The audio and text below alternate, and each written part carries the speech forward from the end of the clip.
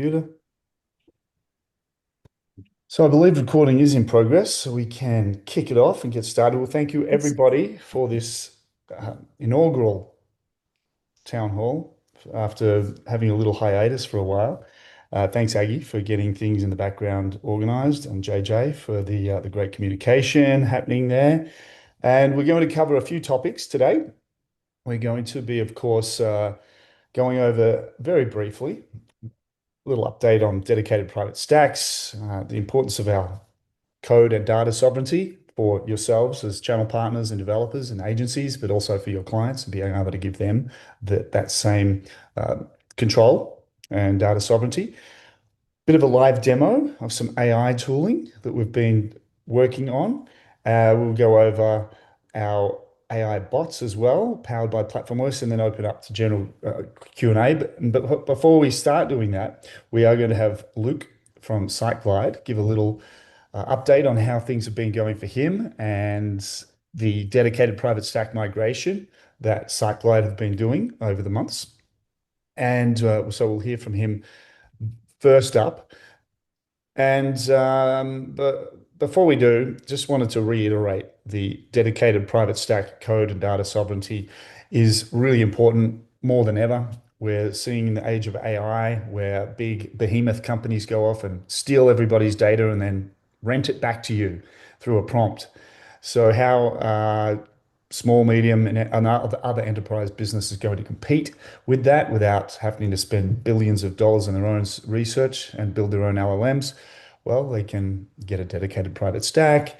They can own the data, own the workflows, build their own AI workflows and bots and agents, tooling, and then make sure that they can host it on any infrastructure provider, including their own bare metal, and create a moat around it. So the whole point of us developing and working with the DevOps team, big shout out to Derek on that, is to ensure that platformOS can run on any infrastructure provider on dedicated private environments and have multi-tenancy out of the box, as well as having the abstraction layers, which we had the foresight to choose as Liquid, GraphQL, and then any front-end frameworks, which work beautifully with AI.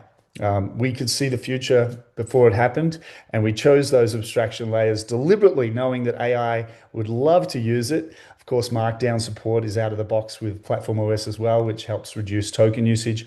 So, of course, I'm being a little bit sarcastic. No, we didn't see that.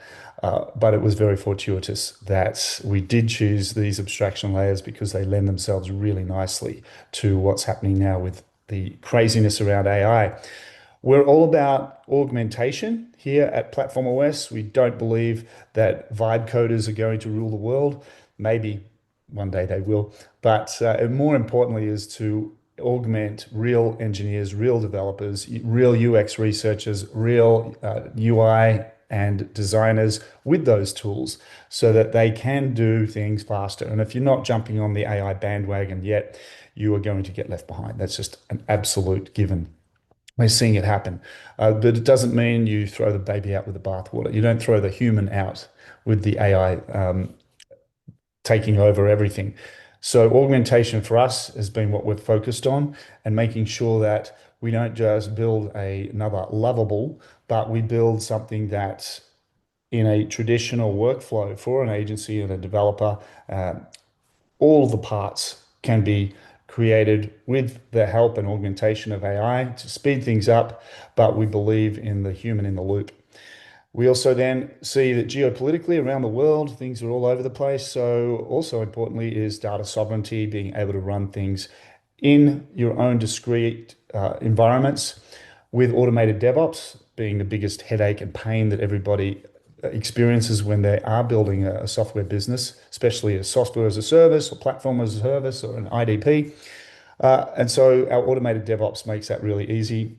We've really knuckled down on the dedicated private stack side of things to open up more of the tooling, access to the logs, being able to really give more control and access without the burden of the management. And that includes, as I've said earlier, the ability to deploy to your own hardware in time. So that's our little update there. Now I'd like to throw to Luke Wakefield, who has who started, grew, manages Siteglide and many other side businesses as well, I believe, including a winery in France, or is that a rumor, Luke? I think that one's a rumor. That's a I'd rumor? like to. All right. Okay. Well, I'm seeing into the future for that visit that we all want to have over there. All right, mate. So over to you. If you want to give us an update on how things are going with SiteGlide and what's been happening with that migration from the shared environment to your multiple dedicated private environments that you've got now running. Yeah, thanks, Adam. Yeah, hi everybody. Good to see some faces. Haven't seen for a while. Feels a little nostalgic back to, I don't know, first doing platformOS town halls probably what, 8 years ago was it? Maybe longer, and then Adobe before that. I did have a look. I think it was actually 4 years ago. It was the last So one. really, Yeah. last one, but the Wow. first one was probably Oh, 2017 or yes, something like that's that. right. Yeah, and Business Yeah, Catalyst before that. Yeah. yeah, exactly. Yeah, feels good. Good to have you guys back doing these. Hopefully, many more.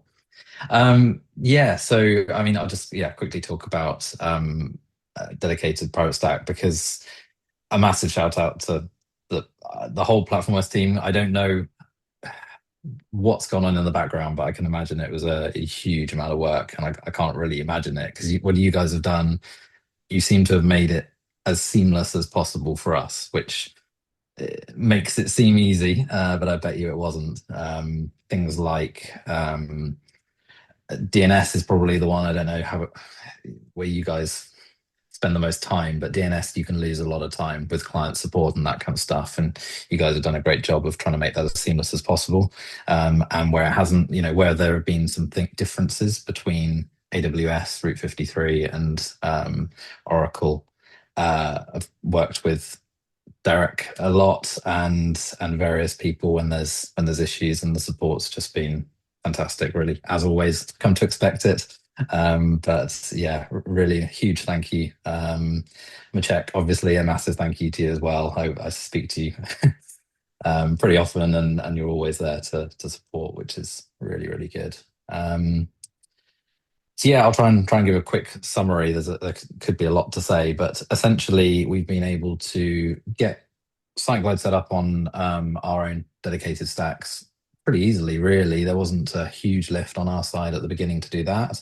Matt Walters on the call has done a huge amount of that work working with the team. Then we had to look at things like, well, how would we handle migrations from AWS across and again, you sort of made it pretty seamless with the whole site copy approach. So it's essentially like when you do a copy from instance staging to production, we can just do it to private stack.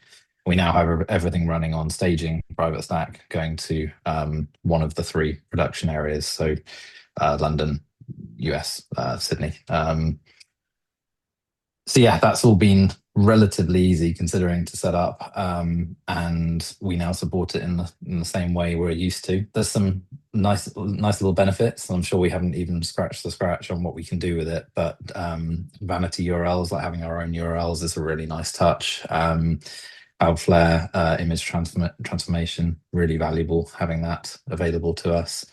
And then Skylight is a tool we can use to analyze performance and things. So just small but incredibly useful features already. And yeah, again, being able to talk about what do you call it? Infrastructure agnostic, just showing people that we're not just tied to AWS has been really nice, and there's been some really good benefits of the Oracle side of things and Cloudflare. Uh, I find Cloudflare much easier to manage from a DNS perspective, and go lives. There's sort of one step go live rather than two now. So yeah. Oh, and then the last thing, billing wise, obviously we now have just total control over what we do. A few years ago, we introduced a like consolidated billing so that our agencies could pay one bill for all their sites, and it's just made life a lot easier for everybody, I think.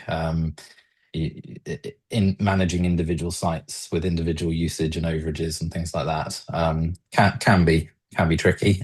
You guys handled it pretty well, I think. But yeah, being able to do consolidated billing and total control over our pricing now, having our own stacks is pretty invaluable for us. So I think the way you worded it a few minutes ago, Adam, of the your own stacks, but with the managed DevOps is just, yeah, that's such a good way of putting it. Such an invaluable setup for us. So a huge thank you again. We really, really appreciate all the hard work and the support that's gone into making it as seamless as possible for us. Well, it's been great teamwork internally, but also working with you guys. So being able to throw out a question, get an answer and a response that the technical people that are above our pay grade, Luke, are able to connect with each other, figure things out, automate where required. It's yeah, been awesome to watch just from a top-down look at what the teams have been able to achieve together has been fantastic. Now, the ROI, do you think you've seen a better ROI on the this is the marketing side of Adam coming out to ask this question, this leading question. How's that been for you? I mean, the potential ROI, I think, is incredibly good. It was always very tricky, as I'm sure, I see Shane, you're looking forward to getting yours set up. I'm sure you can imagine and have experienced. It's a little hard to like have pricing conversations with a customer about a specific setup when you're confined to a very set cost and the way the cost works. So yeah, just being able to do deals that perhaps we couldn't have done before, look at it from a completely different way. Like BC had lead-in plans, and just there's ways that you can, I think, grow the platform, grow the service, make it more valuable to customers, having that flexibility. And I think ROI does come with that. The cost base is still good, and the potential is higher. So yeah. That's great. Good answer. We didn't rehearse that, everybody. That was right off the cuff. I think also too, what we're hearing, and I know that the GTMify team are here, is being able to have a dedicated private stack for an individual client, whether that's a small one that currently resides on your dedicated environment, who gets so big that they want their own, and then being able to migrate them off to their own multi-tenanted dedicated private stack because they're just growing so well. That was the other thing that we had in mind, and it's proving to be a good strategy. So yeah, let's help everybody grow. And then the AI tooling, of course, everybody's saying, well, what do you do with AI? I think you all remember years ago when we enabled vector database support and being able to store embeddings. The embeddings being the index used for tokens that have been already pre-processed, and you want to store those so that the next time you do a search, it can find the information quicker. And for those of you who don't know what tokens really are, there's some great videos out there. Basically, all AI is a bunch of zeros and ones that have been indexed and pattern matched down to chunks of information that are given specific numeric values, and their additional numeric values that connect them to other numeric values that are closely aligned to them. So it's just one big index. And so when you get all of the information from around the world in every language and you throw it at these algorithms that try to pattern match and then chunk it down to a large language model, it's just an index. And then what sits on top of that are the algorithms to pattern match and guess, make the best guess. So we enabled vector database support a long time ago, which again was seeing the writing on the wall. And then we started playing around with the tools internally. What's this AI going to do? What's the quality like? Oh, look at all this disgusting spaghetti code. It's actually going to cost us more time and effort to use AI and then fix AI than it is just to code it straight away. And then suddenly, when our CTO, Maciek, says, this is actually okay now. When Maciek says something is okay, then compared to a normal human being, it means it's incredibly good. So Maciek has very high standards. And when he said, oh, this is looking okay, I was like, okay, it's time to double down. And the team behind the scenes really started to do that. Okay, we will connect different tools, either open code or Claude or whatever LLMs, to begin the process of testing to see if, for our internal use, AI was going to be a positive. Of course, over time, it's just gotten better and better and better. A lot of things it's not great at, but it will get better at. So the decision was made, you have to augment. We have to begin to now add the functionality. So what we'll do is go to our next slide and do a little demo. We have Philip who is going to do a demo. I'll stop my screen share, Philip, so you can do that. And just if you want to take your microphone off, he's going to kick off a demo with a prompt. And it's going to build something. I'm not sure what. It could be a landing page with a contact form. I think it might be. But whatever it is, what we are constantly doing here at platformOS is modularizing code so that the AI agents can work with predefined code for certain features and functions and learn from that. But there's also the user interface design, design systems, there's Figma integration, all of those things we are also working with and refining. So this demo is just a, hey, this is stuff we're working on. These are the things that you as a developer will be able to do. We are opening up MCP, Model Context Protocol interfaces for AI to talk to each other. Also CLI, command line interface tools have been vastly improved. Maciek will get to that shortly. But Philip, are you ready to jump in, mate, and take the stage? Yes, thank you. Excellent. Well, I'm going to stop my share. So you should now have the floor. Okay, can you see my screen? We can. Excellent. Now, for some context, everybody, Philip joined the team a little while ago, but you didn't come directly from a technical background, did you, mate? Well, mm, mm, yes, I have the technical background, Oh, you do. Not but as a coder, though, right? uh, uh, I know programming, but I was working in another mm, another branch of technical industry, like Okay, right. Yes. But yeah. technical, but not writing code like this. And so Philip joined us to begin QA. And from that position, he has jumped right in and is doing incredible stuff. So I just wanted to give a bit of background and context there. So over to you, mate. I will be quiet now and let you kick the demo off. Okay, thank you. Hello. So I will present a short demo of LLM's code generation supported by our POS supervisor MCP. Uh, uh, this MCP is a platform OS convenience layer for the LLM. And this is a set of tools that address various problems related to LLM's inconsistent performance.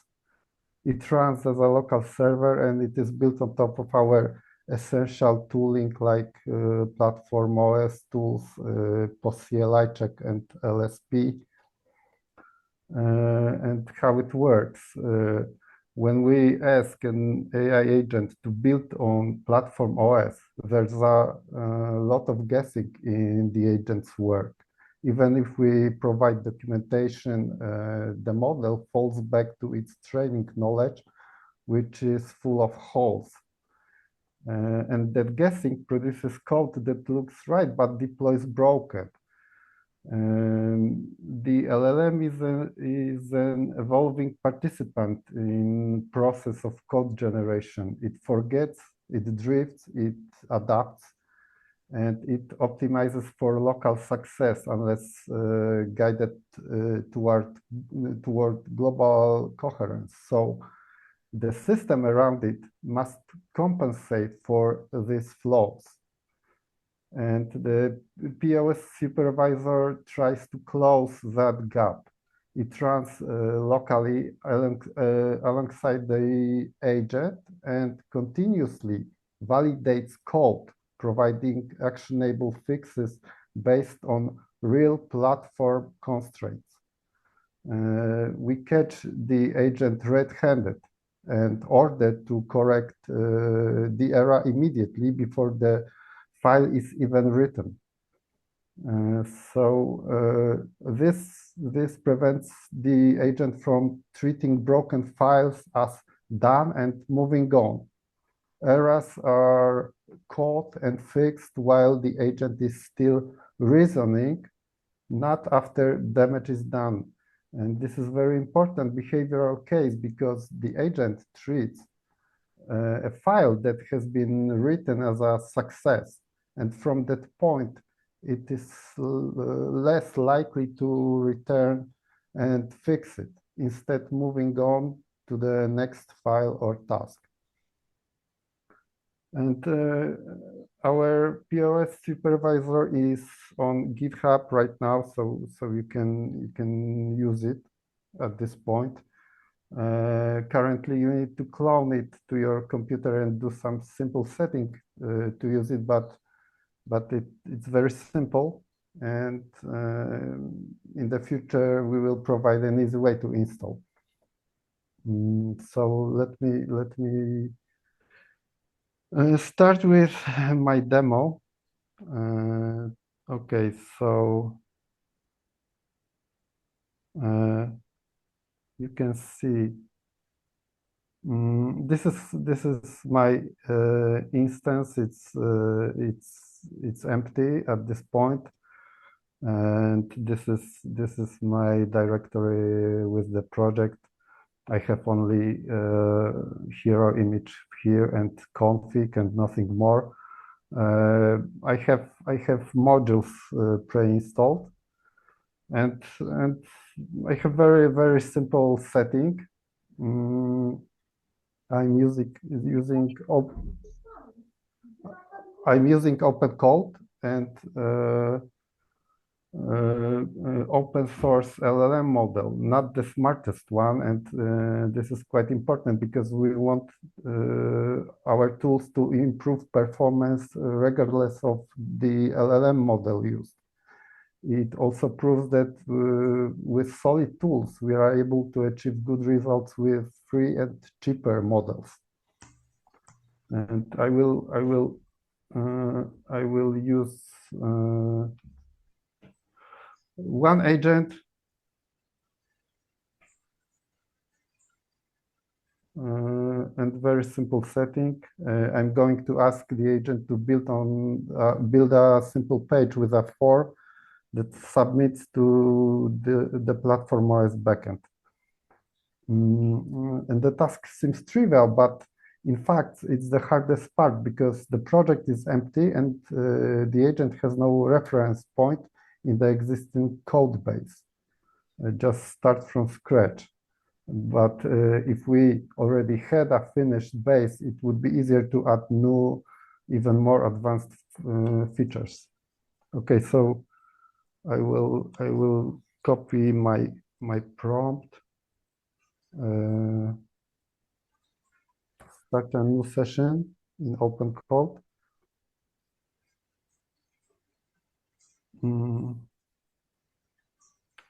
Okay, so let's start. I don't use any predefined workflow, so I have some instruction directly in my prompt. Okay, so agent started to work, and our POS supervisor provides some dashboard so we can track the agent work in real time. We can track project health in the real time. This is activity window. We can see which tools agent uses. I can see you leaning in, Scott Reynolds. you know what? The video you'll be able to pinch and zoom. But yeah, and all the notes and details here we'll be making available afterwards. So for those of you who are like, oh, what does the prompt say exactly? And tell me more about this amazing dashboard that is telling me exactly what's happening behind the scenes in real time, we'll be able to share that information. Now, Philip, Okay, so we can see the agent started to work. We can see here are files. The agent's gonna to create, and we can see it started to validate files. And let's wait a while. Would you like, Philip, sorry, to Control Plus, just to make it bigger and maybe expand it while OpenCode is working? Maybe you can just put Chrome window to the max size and then Control Plus to zoom in. Oh, that's getting better. Thanks.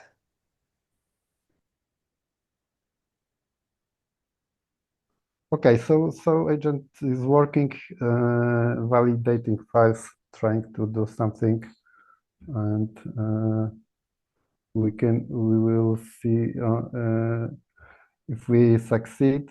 And okay, at this point I can analyze the project. So no, not yet. and Shane's just asked what was the objective of the prompt to build a landing page website with a contact form. So think small, medium business who wants a quick website built up, an initial landing page that captures leads, and then add complexity from there at a later date. Yes, it's very simple. It's landing page with contact form, but as I said before, it's a hard part because we have nothing. Yeah. So the So point okay, being is that the prompt is telling it what to do, but it's got zero reference material at this point other than the platformOS supervisor that's working alongside the free open code LLM to start from scratch, zero knowledge to build this out. So think of it like you've just brought in a uh, high school student who knows how to read but doesn't know how to code, and it then goes off and that gets told to build a landing page without any knowledge. And this is kind of it. That high school student coming in fresh knows how to read, and now it's building from scratch with a supervisor standing over their shoulder. Now, the question also, Philip, that Shane has asked, um, does it have access to the platformOS AI tools? So I think the answer to that is the supervisor that we've built is one of those tools, Shane, along with some of the other enhancements we've done to our LSP and CLI for as a feedback loop for the agent. So yes, it does. And Maciek's actually going to go into that. yes. So we can check the result in a few minutes. So Maciek can continue. Great. Yeah. So while that's building in the background, I know you might say, oh, there's an option where I can go to instant partner portal, create an instance, and clone existing code, and it's faster. So I already have a landing page. We understand that. This is from scratch, as if you had a new person come in, and this will only get better and better and better and faster and faster. So the point being is, yes, you can build tools to clone existing stuff, but it's copy and paste. This agent is learning as it goes from reference materials with the platformOS supervisor standing over its shoulder, guiding it so that it's from scratch building out stuff that it had no concept of previously on a free open code LLM. That is where it's pretty exciting, and it'll only get better, faster, particularly for channel partners that have their own specialized tools and solution. You're going to be able to utilize this yourselves. And then your clients, of course, You might be working with lawyers or doctors, niche industry specializations in government with a very narrow set of jurisdictional requirements, like building code, and build a solution that is very strictly conforming to that, not generalized, just very strict. And they can then build a moat around their own application and solution with data sovereignty, with the ability to train their own environment to do a better job, faster job, with good oversight, and start to position themselves against the behemoths that are coming to eat the world.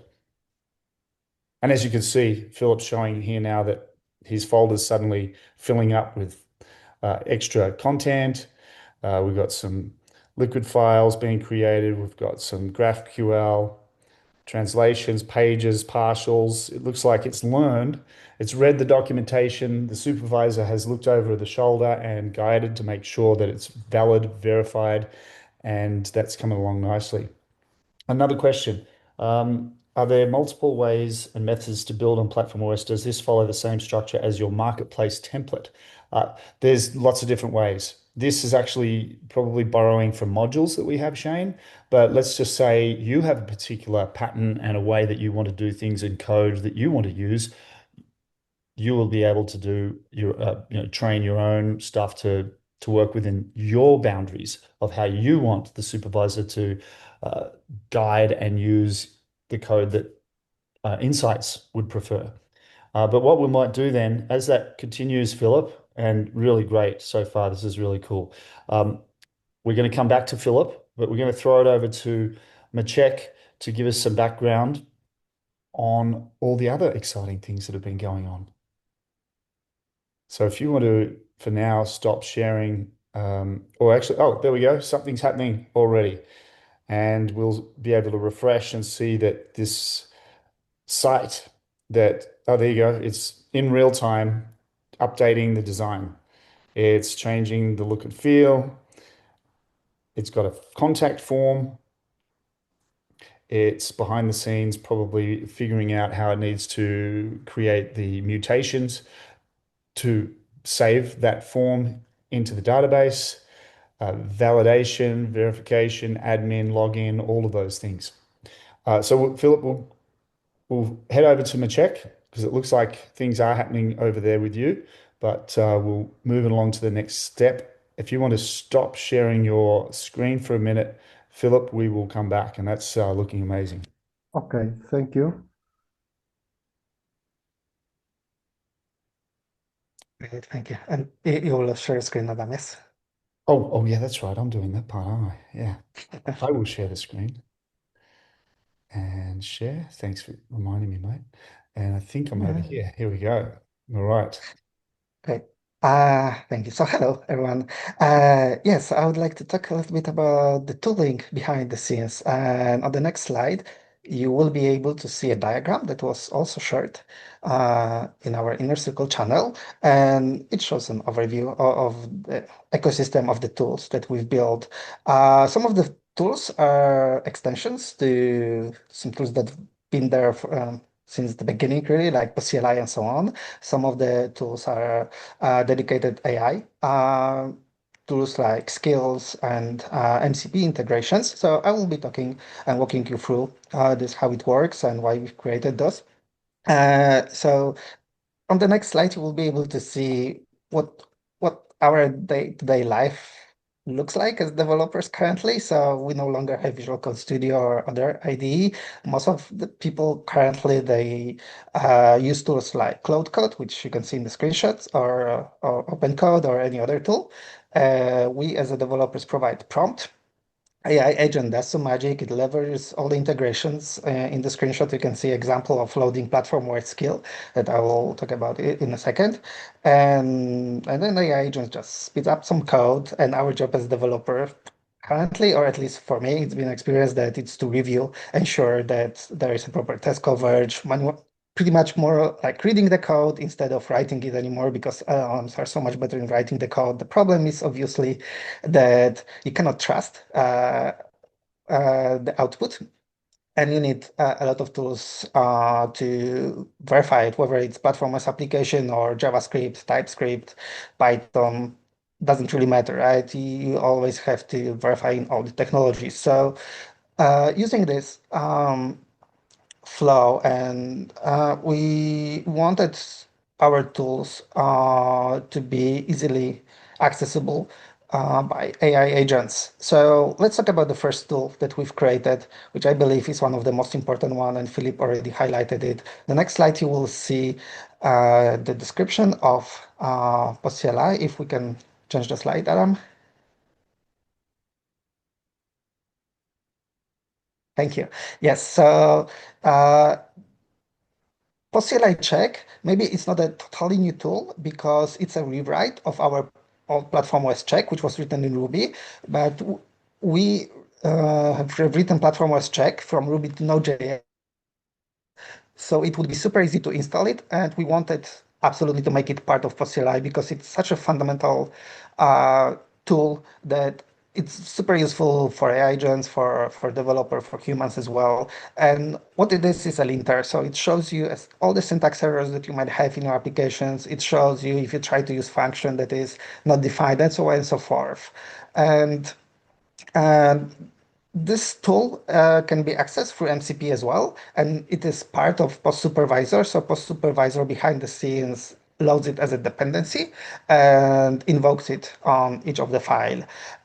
What's interesting and what's new comparing to the older platformOS check is that this tool includes liquid HTML parser. So not only liquid parser, but actually it understands both liquid and HTML. There are trade-offs with this decision. This decision was actually, we based this tool on Shopify. Has their own Shopify tools, but they made this decision, and we also leverage it, and we thought it's also good fit for platformOS because thanks to this you can auto format code, so it will be easier to read.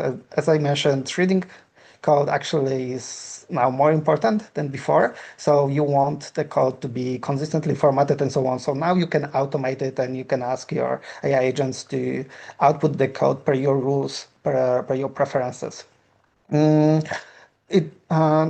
platformOS tools also powers the new LSP server, which is written in Node.js, and it does support other subtools like autocorrection. So if you have an error, uh, some of the errors you can fix automatically. Instead of relying LLM to fix it, you can just provide a flag and in a deterministic way automatically fix known issues, which we know how to fix. Some issues obviously cannot be fixed, like syntax errors, because you don't know really what was supposed to happen, but like missing arguments or some warnings, a violation of best practices, this is something that you can actually automate. And what's important, and this refers to Shane questions about customization, you can write your own checks in JavaScript that works together with pos-cli check. So if you have your project specific checks that you want to automate and you want to teach LLM something or enforce some rules, you can actually do it through your own custom checks in pos-cli check. So let's say you have abstraction layer in Liquid and GraphQL and you want LLM to use it. You can actually verify the code using a simple check, and there is a whole documentation. And best part is that you can ask AI agents to actually write this check, so you don't have to learn the system. It will actually do it very nicely because it's really fluent in JavaScript, so there won't be a problem with that. The next tool that we created is, as Adam can change the slide. Thank you. Pos-cli test run. So it's critical to have proper test coverage, mainly because AI fixing one thing can break another, same as with humans, really. But this shortens the feedback loop for AI agents. And we created some time ago post-module test, which is a mini framework written in Liquid and GraphQL to invoke unit tests and to write unit tests or integration tests in your system. And we added a wrapper to pos-cli so that AI agents can actually also run those tests automatically. It can write them, it can evoke them, ensure that everything works with just one command. And in the screenshots, you can see example of this prompt.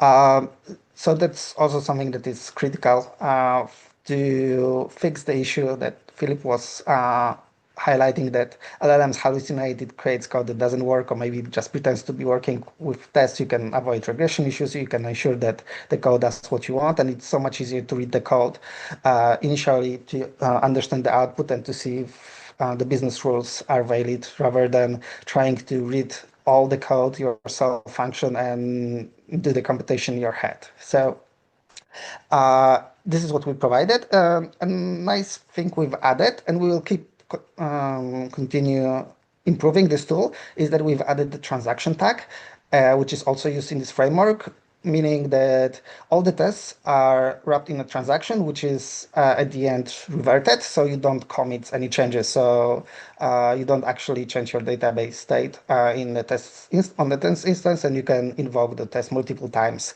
without any hacks. Thank you. If we continue, Adam,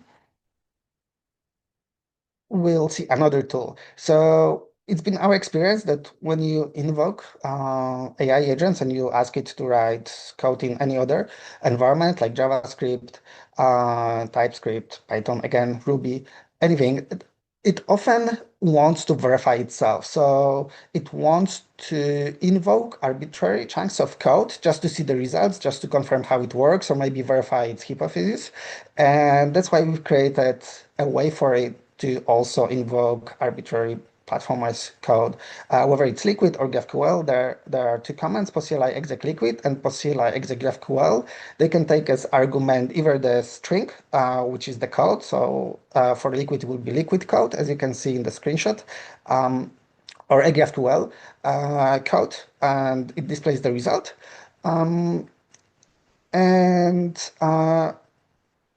this is also helpful for developers. Obviously, we had tools like pos-cli GUI serve, where in the UI you could go and in the editor write code and so on, but obviously AI agents wouldn't be able to do it. So this is a nice wrapper. Behind the scenes, it uses the same backend as pos-cli GUI serve for GraphQL and Liquid exec, but it's just accessible through CLI. And obviously, that's also something that you can invoke through MCP integration if you don't want your AI agents to get bash access. Okay, the next slide.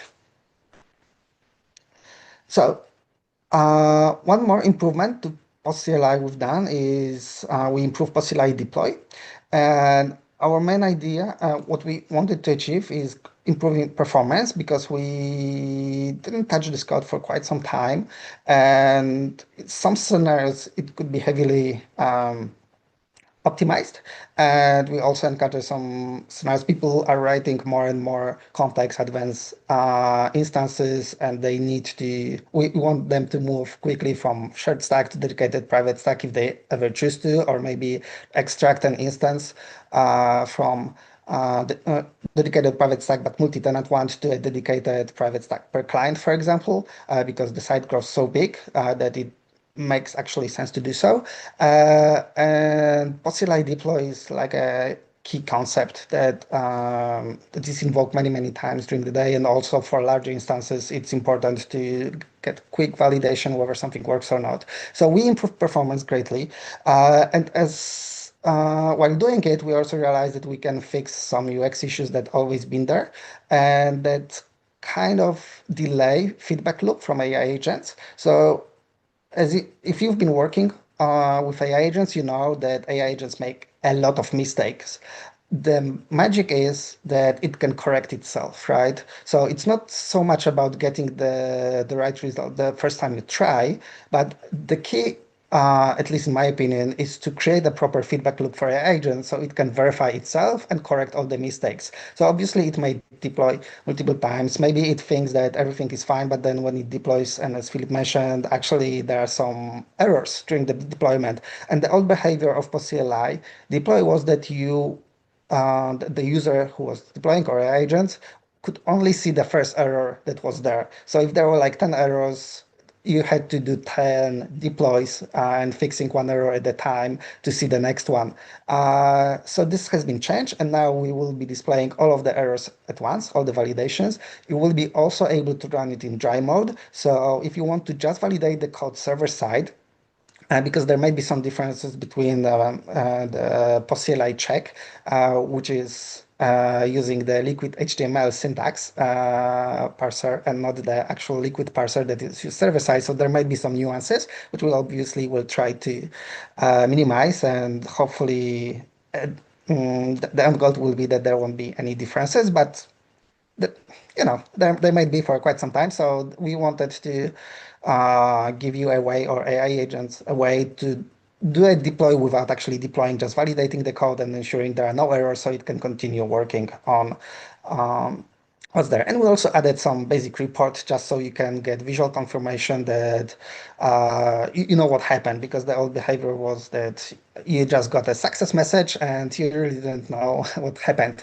after the so we'll be able to review, use it for debugging, and by default we will use the short version, just a number of files that were changed, so you can get a rough estimate if that this is what we expected. And you could also fall back to a more detailed report if you wanted, using the verbose flag, and you will see every single file that was deployed, and you will see whether it was changed, if it was deleted, or if it was skipped because it has not changed. So yes.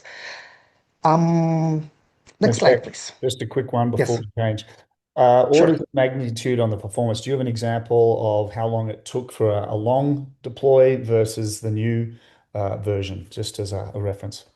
Yeah, sure. So we've added actually some benchmark statistics to our release notes, but we have observed in some scenarios even a couple times faster deployment.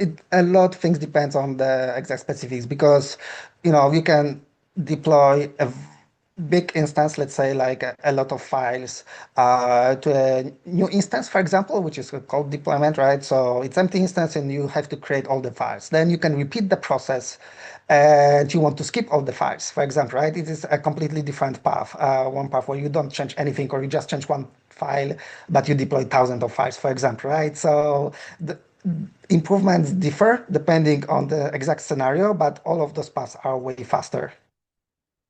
Excellent, thanks. Sure. Okay. Last but not least, as Philip mentioned, it is challenging for LLMs to create something from scratch. So instead of asking LLMs to develop something, it would be so much easier to just ask it to install a certain module that actually implements it for human. I love the example of authentication authorization, because it's quite tricky for LLM to get this right, and we probably don't want LLM to invent their own authentication, and most likely it will store password in plain text because it will think that it's okay and acceptable, and so on and so forth. And there are a lot of security features built into platformOS, and we want authentication to be consistent behavior. It has to be perfect, right, on every single instance that requires it. So we have a lot of open source modules, like user module, command styling, and chat module, for instance, messaging, and so on and so forth. You can actually check our new post modules monorepo, where we brought all of the modules together, so you don't have to discover them one by one on GitHub. They will be all in one place. But there were some inefficiencies and issues when it comes to complex modules dependencies resolution. So for example, you might have module A that requires module B as a dependency, and then module C also requires module B, but in different version, and so on and so forth. So we rewrote this feature, and now, as you can see in the screenshots, we'll show a proper error message if for some reason some constraints cannot be enforced, and you try to install a config version. We simplified the way how you develop modules and how you define dependencies, and so on and so forth. And we believe this reusability of code and having shared modules is a critical thing for just expediting writing and using LLMs, because then it can use best practices and standards that you set up in your own project. So back to your question, Shane, if you have, for example, modules, and I know that you have, right, which you write in certain ways, you can teach or you can just ask LLMs to use them and then follow this patterns that are defined in them, instead of other than trying to reinvent the wheel or just add their own best practices, let's say. So yes, this was the pos-cli and all the enhancements that we've done for it. The other part, the other area of focus was improving Liquid syntax. So Liquid, as you probably know by now, it may differ from traditional languages. It for sure differed when it comes to using hashes and arrays, complex objects, because in a native Liquid in Shopify, there is no concept really of hash. I mean, there is kind of equivalent, but you cannot create your own objects. You cannot modify the keys. You cannot add a new key and modify arrays and so on and so forth. You can iterate through the array elements only. So in early days, we introduced a couple of new platform specific tags, like hash assign and parse JSON filter and tag and multiple array filters, so you can do certain operations on array, like adding a new element, removing element, and so on and so forth. Now we realize that AI agents, they want to use hash literal syntax, the one that can be used in many other programming languages. So instead of forcing it to use our own tags, we thought that maybe we could actually simplify our implementation and make it easier both for AI agents and humans to understand.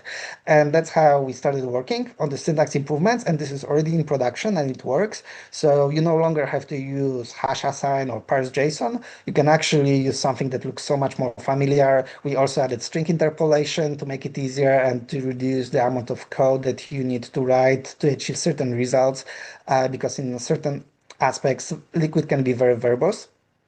Thanks, Scott. Yes, we believe so too, that it's so much better now. And we also noticed that AI agents loves multi-line and to write hashes in certain format.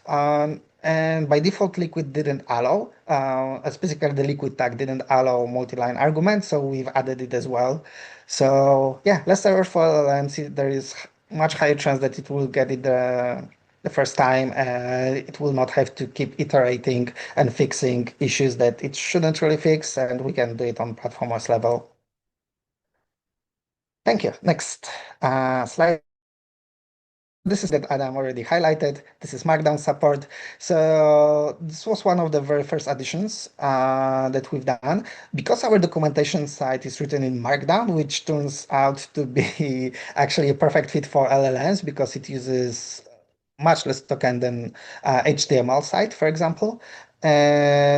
We added MD format, so you can use it on your own website as well. If you write platformOS site page as a Markdown file, you will be able to access it through .md and feed a URL to LLM directly, and it will review it, read it, and you will have much higher chance than if you pasted HTML version, which includes all the layout with logo, with navigation, a lot of noise. And when it comes to LLMs, it's often best to provide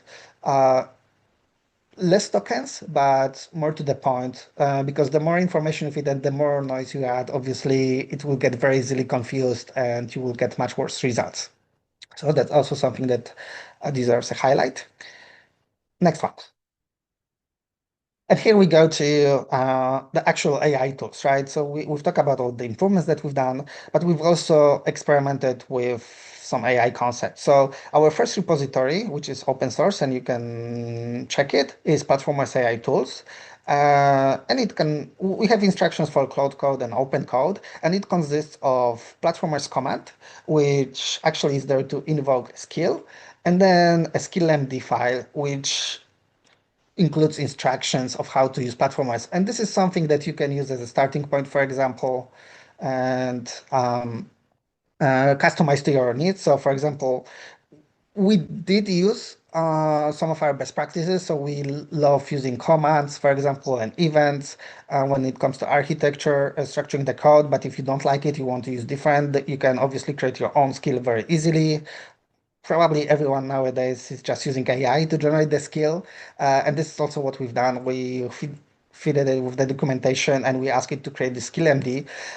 There's a nice trick that we discovered that I believe Cloudflare used as well. And that's how we got inspired. So skill MD, or maybe one step back. So the way skills work is that the skill has a name and description, and LLM has only access to the description itself, right? And then AI agents can decide whether to use the skill or not. And if it decides to use the skill, pretty much what happens is that the content of the skill gets injected into the context. And context is something that is very valuable because AI agents use it for reasoning and so on, and storing some results and so on. So you don't want to pollute the context, and the more noise in the context, same thing with the MD format, obviously the worse results you can get, right? So this skill MD, the way it works is that it is a decision tree which guides LLM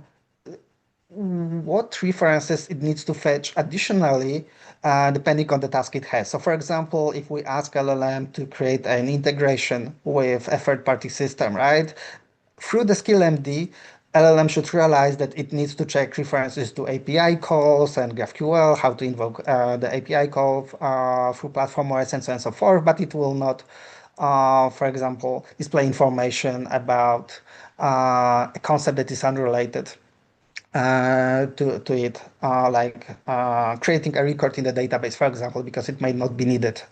Unless it is, then of course, then we'll tell LM to fetch some information from there as well. So this is AI tools. This was our first attempt, or one of the first attempts to teach AI agents how to write platform OS valid applications. And as noted, it is a predecessor of post-supervisor that Philip was showing earlier. We'll show soon. If we go next to the next tool, this is post-librarian. It's kind of redundant. So probably it's still the case that no one really knows what will work, which concepts, which approaches will be considered valid ones. So there are a lot of ways how we can achieve the same results. So the previous platformOS AI tools tool, it used skill to inject information. Post-librarian, on the other hand, is a agent that can be integrated through MCP with AI agent, and it's kind of AI agents that was fed all the documentations that we have, and it uses embeddings and embeddings database behind the scenes to answer any platform-OS related questions. So when LLM has a platform-OS challenge, and it decides that it may be worth to ask post-librarian a question about post-librarian about platform OS, which not always is the case, unfortunately. That's why we kept continue, and that's why we developed post supervisor, by the way. It will just send invoke the tool of post-librarian and get an answer. It's not something that you can use out of the box because behind the scenes post-librarian is using OpenAI and Xi API keys to fetch those embeddings. But if you would be interested in getting access to post-librarian, please contact us and and then we'll move forward with the request. So it's an alternative for platform AI tool, pretty much. It's a knowledge base that can be accessed by AI agents in a different way than skill. Next one. And I think just to punctuate the point, some people say use MCP, other people say use CLI. We provide both. It's about platform, making sure that you can use the preferences that you want to use. So we're going to keep opening up and making these available, whether we use them or not, because we think you might want to. Yeah. One more thing that we experimented with, and actually it works really well. We used open code for that. We actually created our own development tool, platform development team. Sorry. So as you know, open code, cloud code, they have their own agents, sub-agents, and some configuration. So like to research, for example, something, and they use different models for different tasks. So for example, for researching, cloud code uses Haiku module because it's cheaper and faster and doesn't need reasoning and so on. But for more complex stuff, you might want to use more advanced models, but also more expensive.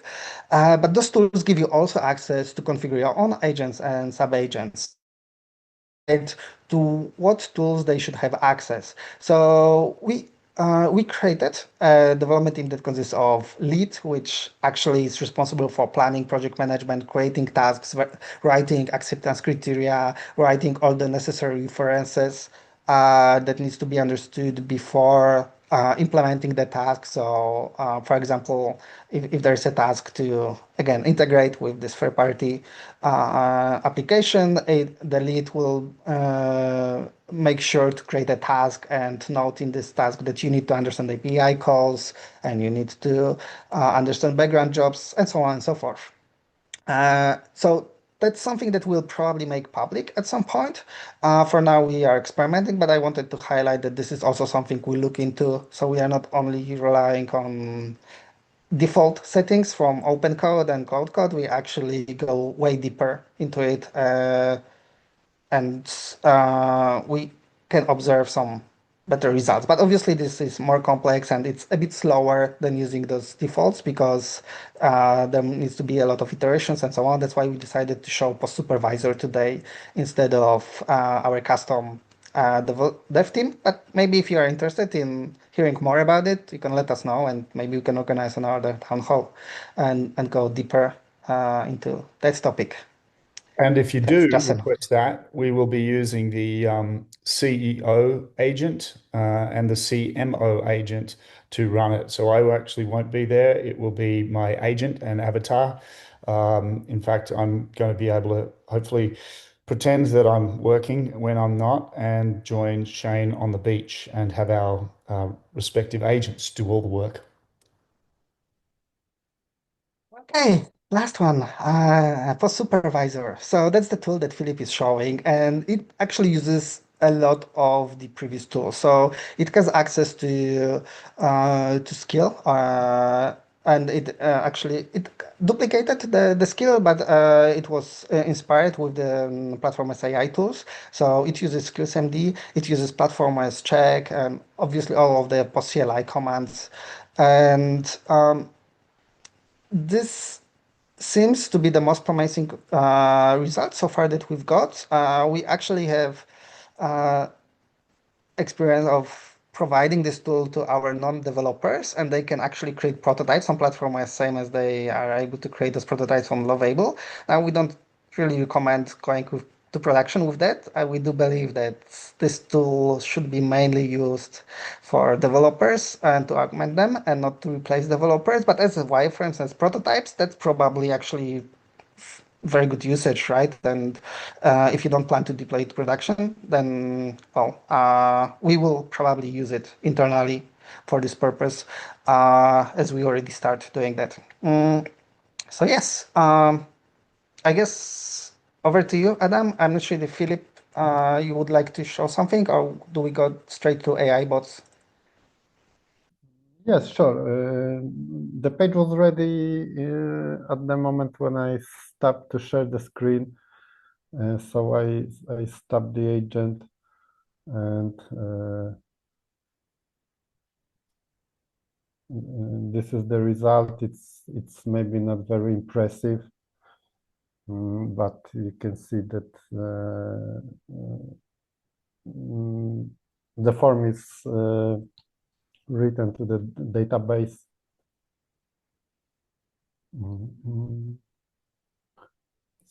And you didn't have to do any magic tricks behind the scenes by fixing AI agent content doing your own, right? We did not cheat during this deal. No, I just stopped the agent because it was working, and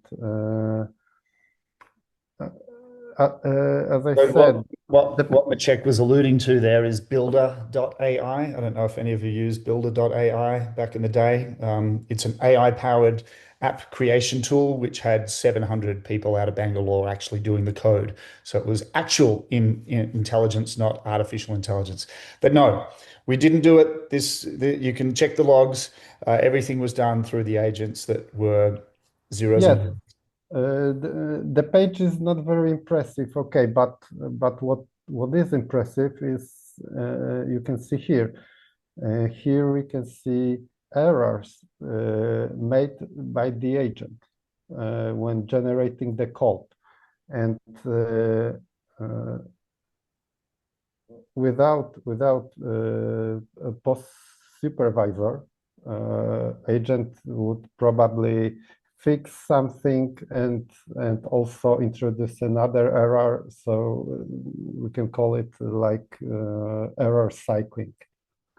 But thanks to this tool, we can one error at the end.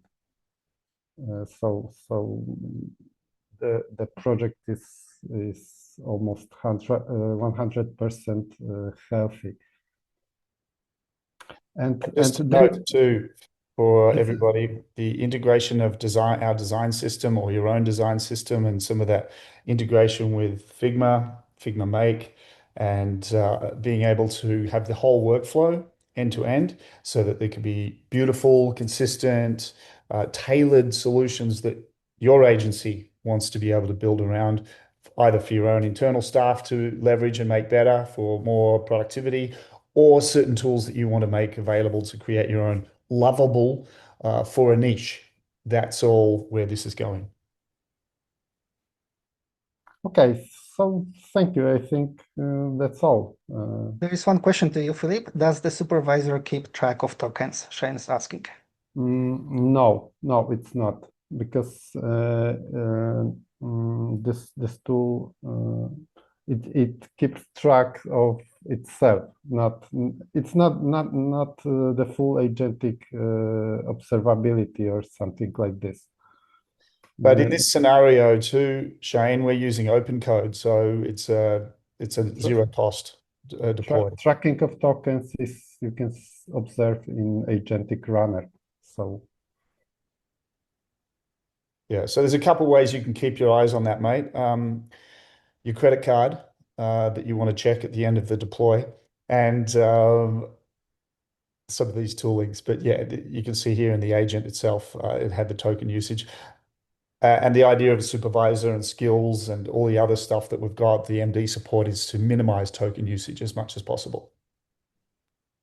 Speaking of the credit card, actually, it may be fun fact to share that when we started playing around with AI agents and developing websites on platformOS, it could cost a couple dollars actually to create a page like that, and it could take like an hour or two actually to develop it. And now it's just a fraction of cents, really, or even free if we use free models. So there has been a great progress since the beginning in this area. Great. Thank you, Philip. That was fantastic. So if you stop sharing, yes, thank you. we'll flick over to the grand finale and our final slide with Derek giving us an update. And I'll just find it. Here we go. AI bots powered by platformOS. Derek, have you there? Yep. But allow me to share my screen. Oh, yes, sorry.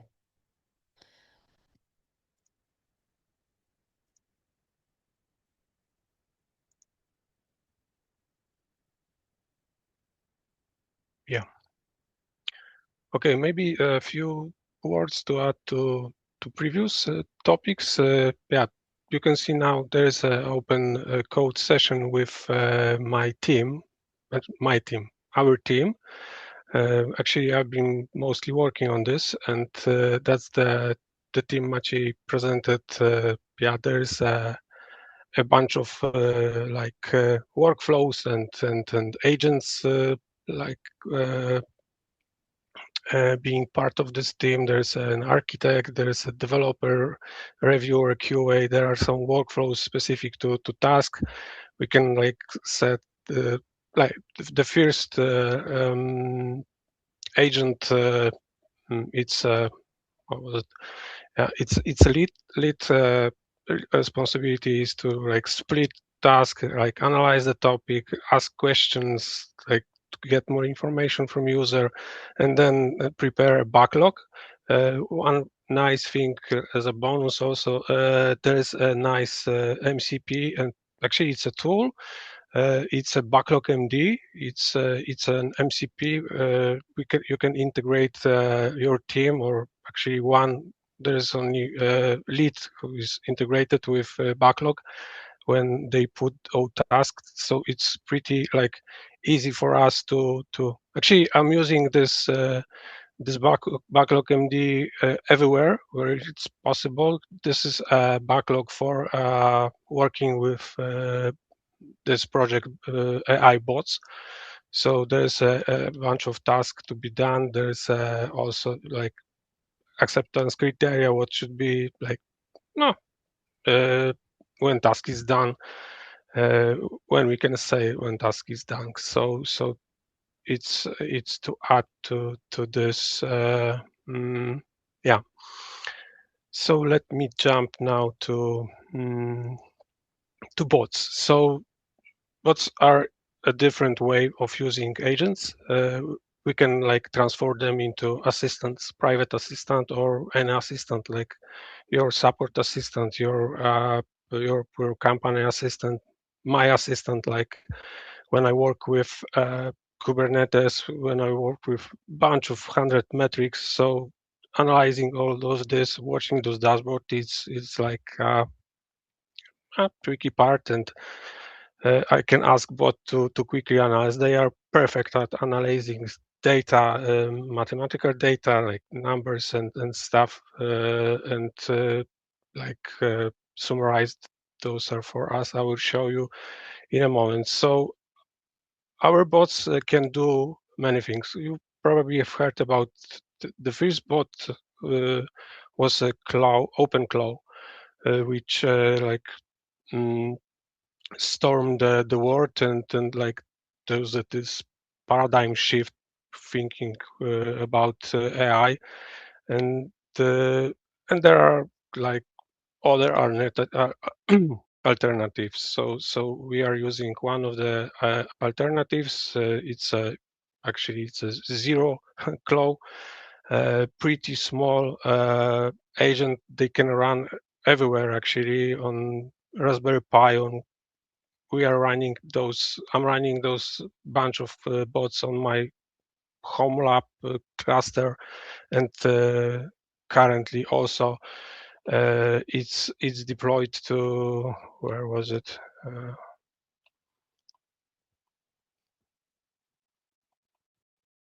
Oh, I lost it. Here.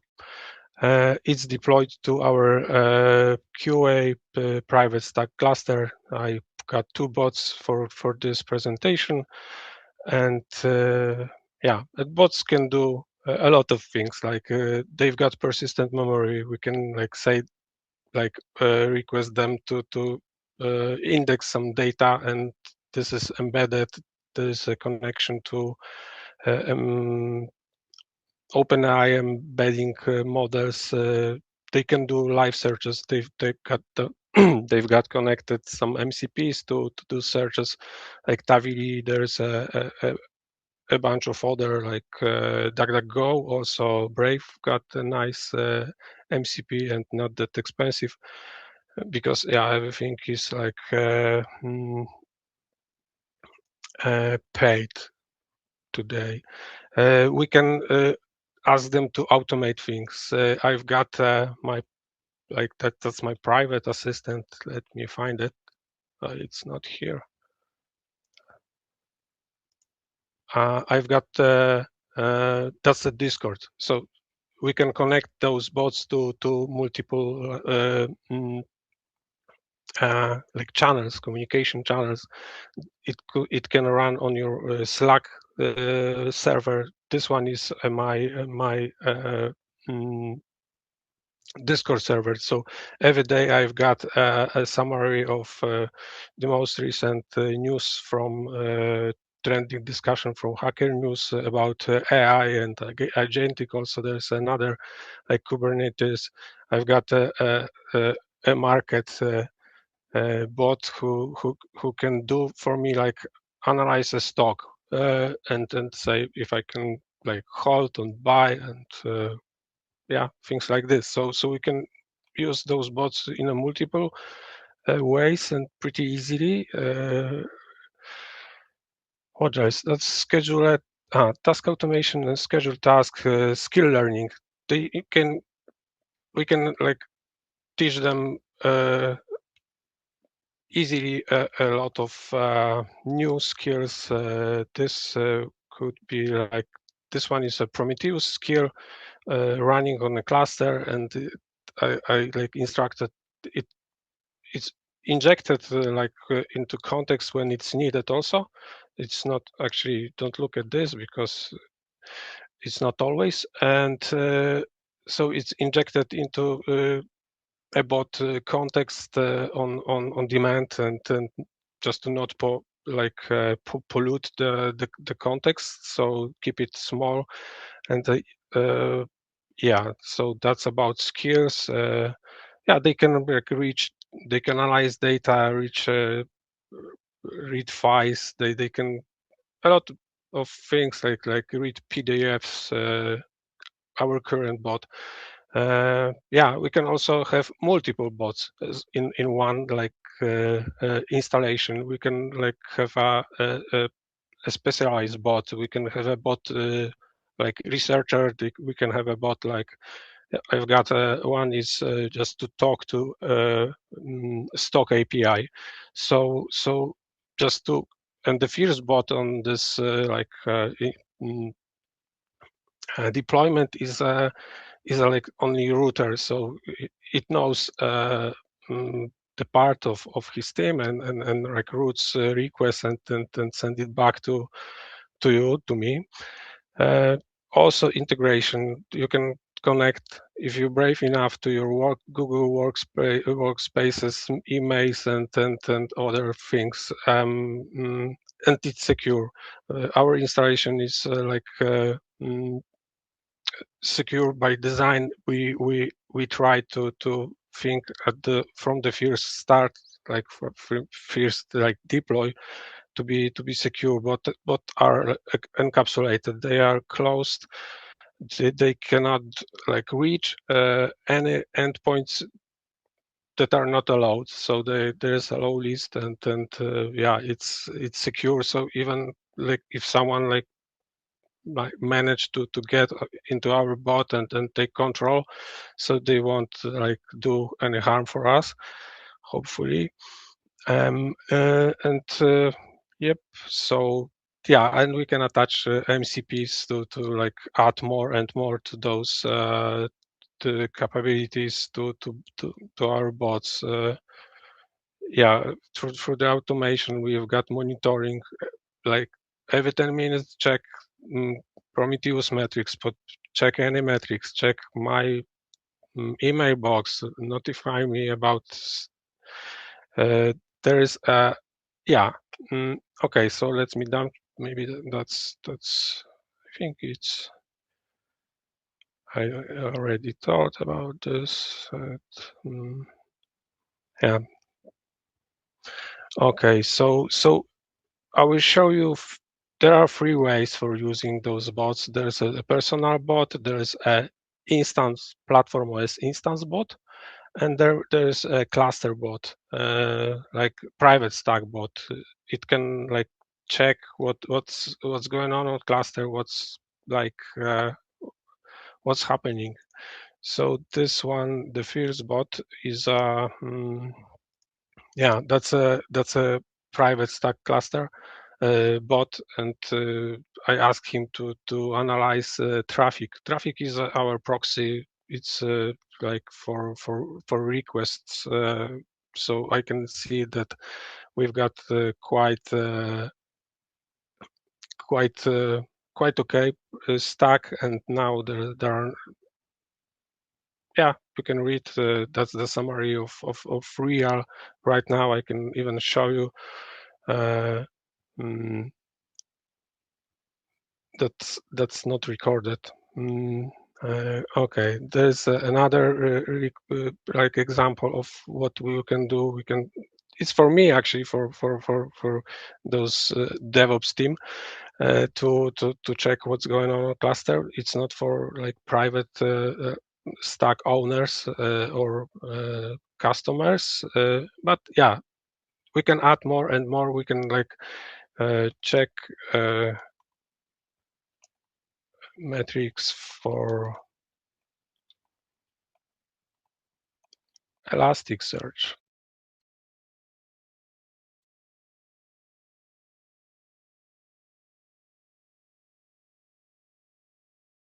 Yeah, so it's live now. There's we've got also monitoring. We monitor token usage. We monitor everything. There's one more thing about security. Those bots doesn't know about any API keys. It's everything is like behind the proxy. There's a LLM proxy. They connect through our proxy, and we monitor everything. And they can connect we put all those API keys onto the LLM proxy, so they do not. You can see there was my question. That's the 40-second. It's a relatively slow bot. Actually, no bot is slow because of LLM is slow because I'm using GLM. I don't know if you know, this is a Chinese Chinese, I think. LLM, it's hosted not in Europe. That's why it's quite slow. So you can see now there is a report. We've got 2 nodes of green cluster and some metrics. Okay, so that's about private stack. Talking about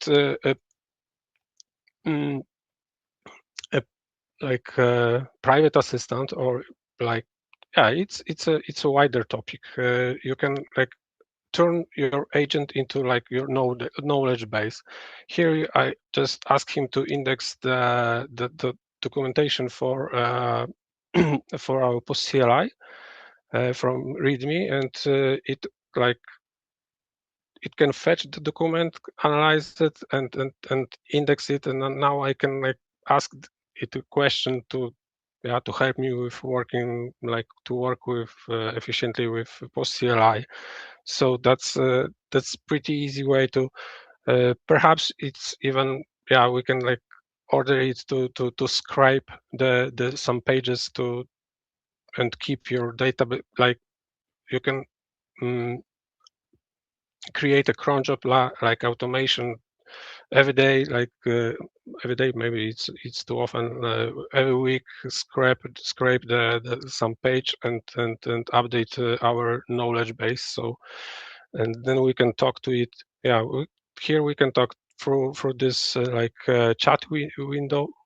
It's connected to the specific instance on platformOS private stack, this pos-01. And so that's the website. That's a page working on like platformOS, built by the team I showed you here previously. And there is a get early access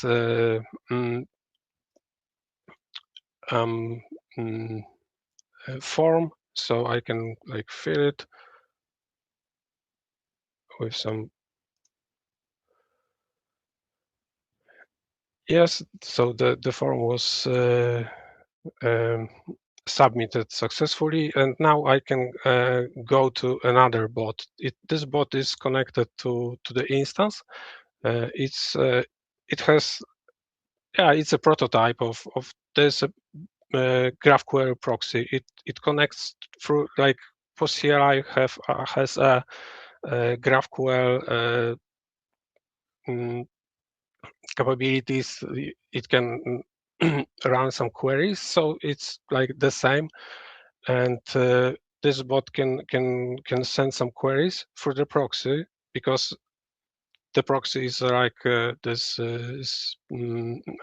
a guard.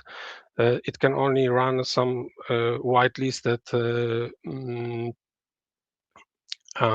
like queries, entry points. Actually, it can run only records, so there are only reads, but it can also like auto discover what's behind the GraphQL. So we can like read all tables with metadata, what columns, and it can like auto discover what's behind it. It can make so So I ask this guy to get summaries. I ask also the previous development team to fit to create a lot of entries into like submit a lot of good looking not test um, messages. So in the next step, so I can get the last message. So let me also show you that it's still working. And also I asked them to get all messages and then do some analysis and then tell me what's worth my attention. Like, yeah, and there is a strong buying intent for those leads. So I can, like, the next step could be even like send them email with my proposition or anything, so I don't have my hands are clean. It's all bot, and yeah. So in a moment we should see my last message. Oh,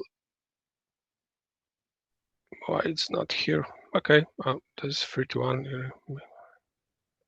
The latest. It should be mine. Anyway, I don't know. That's right. I just want to make a note Yeah. for Scott and Josh with one of your large clients. Just this is the sort of thing possibly for GTMify that could leverage what you've already built and provide one of those larger clients with a whole tool set admin to work with that lead capture, identification, sanitization, and surface those hot ones for that marketing team. So these are the sorts of things that can be built for an individual client or commoditized into a tool that can be sold as a SaaS product. Yeah, and like there is a running node and edge functions. Yeah, so those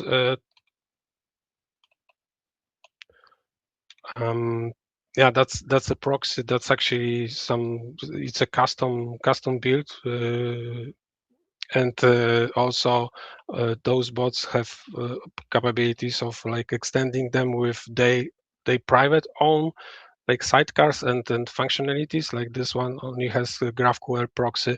This is this proxy is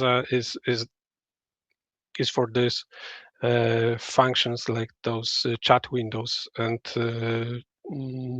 yeah, so it's pretty, yeah, it's easy and secure. We can like put it then close every possible way from like harming us and making okay. So I think that could be all. I think I'm okay. So I think the sky's the limit here. If you can imagine, we're using this to identify metrics on the back end for our internal needs, but it can also be used for marketing, sales leads. Just use your imagination. And the idea being that sitting on a dedicated private stack, and if you want to stop sharing there, Derek, I'll wrap it up. I know Thanks, we've guys. I got to thanks, drop. Scott. Excellent, mate. We'll talk more later. But the idea being the dedicated private stack environment has been architected to support these kinds of initiatives with AI, security first, scalability, automating the DevOps, but then now the tool sets on top that allow you to be very competitive in the marketplace where people are going, well, I can build that on Lovable. Why do I need a developer anymore? Well, you do if you want to scale and if you want to be supported by real humans with intelligence, not with some pattern matching algorithm that just sucks out zeros and ones. So the idea of AGI is just a pipe dream. It's not going to happen. There's no intelligence other than what the humans have developed and built into the algorithms. So yes, things will get faster. Things will be, the perception of intelligence will be there, but without the human creativity, without the human spirit, and without real customer support of real human beings,